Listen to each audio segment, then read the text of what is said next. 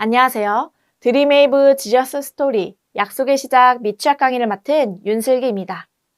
오늘 저와 함께 9단원 사과 하나님의 말씀으로 돌아가요를 살펴보도록 하겠습니다. 이번 과에 읽을 말씀은 신명기 30장 1절에서 10절입니다. 신명기 30장 1절은 먼 미래에 쫓겨남의 저주를 받은 이스라엘 백성을 가정하여 말합니다. 비참함 가운데 처한 이스라엘이 지금 모세가 말하는 복과 저주가 마음에서 기억날 때가 있을 것입니다. 여기서 기억난다는 것은 돌이키다 라는 단어에서 나왔습니다. 다시 말해 이스라엘 백성이 마음을 돌이켜 그들의 하나님 여호와께로 돌아오라고 촉구하고 있습니다. 그때라도 모세가 명령한 것을 온전히 따라 마음을 다하고 뜻을 다하여 여호와의 말씀을 지키길 원하는 것입니다. 하나님의 말씀에 순종한다면 하나님은 마음을 돌이키시고 그의 백성을 긍휼히 여기신다고 합니다. 의로우신 하나님은 이스라엘 백성에게 자비를 베푸시며 용서하시는 하나님입니다.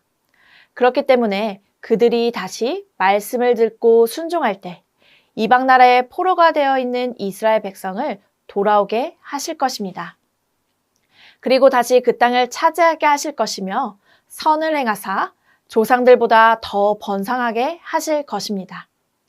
여기서 말하는 조상들은 모압에서 모세와 함께하는 백성이며 다시 돌아올 백성은 다음 세대를 가르칠 것입니다.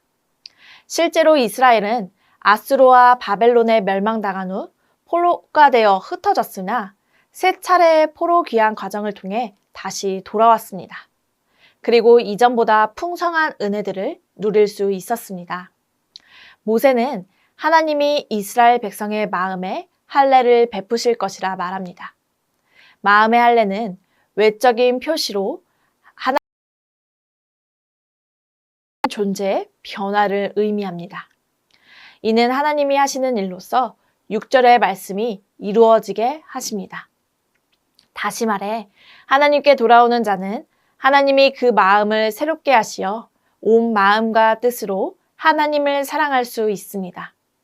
또한 마음과 뜻을 다해 하나님께 돌아오는 자는 풍성하게 하시고 복을 주시며 조상들을 보시고 기뻐하셨듯이 기뻐하실 거라고 말합니다.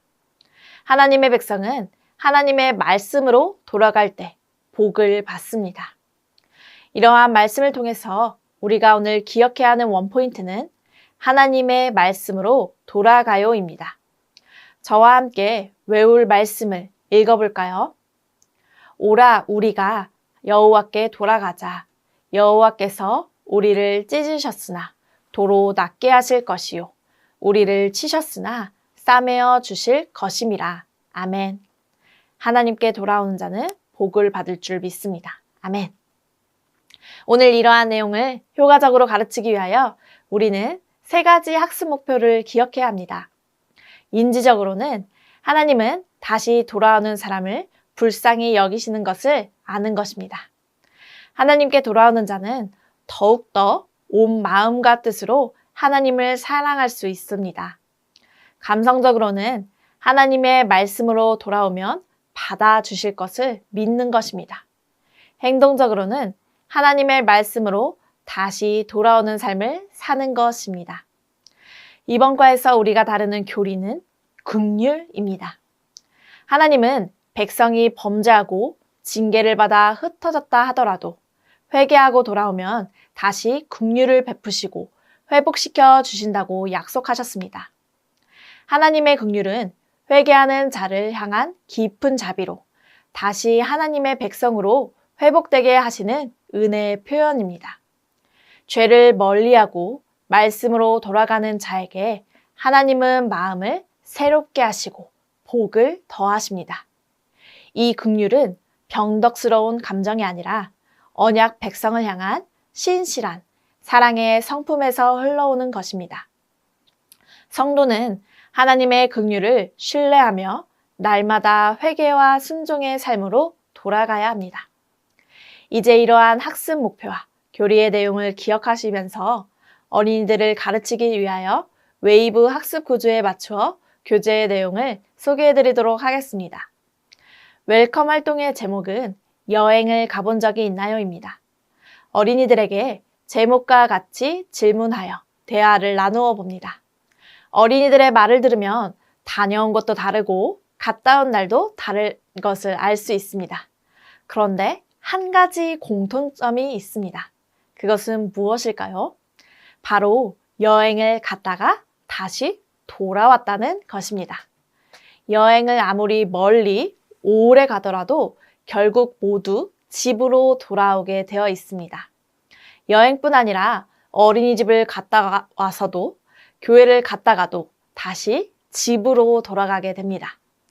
그렇다면 하나님의 사람들이 돌아갈 곳은 어디일까요? 하나님과 멀어졌을 때 어디로 돌아가면 좋을까요? 어린이들과 하나님과 멀어졌을 때 우리가 돌아갈 곳이 어디인지 생각하게 해주시면서 웰컴 활동을 맞춰주시면 됩니다. 다음 어드벤처 활동은 순서 맞추기입니다. 그림을 보며 성경 말씀을 생각해보고 일어난 순서에 따라서 숫자를 적어보는 시간입니다. 먼저 어린이들과 그림을 하나씩 살펴주세요. 첫 번째 그림에서 건물들이 무너져 있고 사람들은 슬프게 울고 있습니다. 두 번째 그림은 사람들이 우상을 섬기는 모습이고 세 번째 그림은 행복하고 평화로운 모습입니다. 어린이들과 그림에 대해서 나누셨다면 본문의 말씀을 나누어 주세요. 하나님께서는 이스라엘 백성이 하나님의 말씀을 듣지 않고 죄를 지으면 다른 나라로 흩어지게 될 것이라고 경고하셨습니다. 그러나 그들이 흩어진 곳에서 자신의 죄를 깨닫고 마음을 다해 하나님께 돌아오면 하나님께서는 그들을 다시 받아주시고 회복시키시겠다고 약속하셨습니다. 아무리 멀리 흩어져 있다 해도 하나님은 친히 그들을 불러 모아 약속하신 땅으로 돌아오게 하시며 조상들보다 더 큰 복을 주시겠다고 하셨습니다. 또한 하나님께서는 그들의 마음을 새롭게 하셔서 하나님을 더욱 사랑하고 말씀에 순종하도록 도와주시겠다고 하셨습니다. 그리하여 하나님은 그들에게 자녀와 일터와 삶의 풍족한 복을 내려주시겠다고 말씀하셨습니다. 이제 어린이들과 성경의 이야기를 나누셨다면 일어난 순서에 따라서 숫자를 써주세요.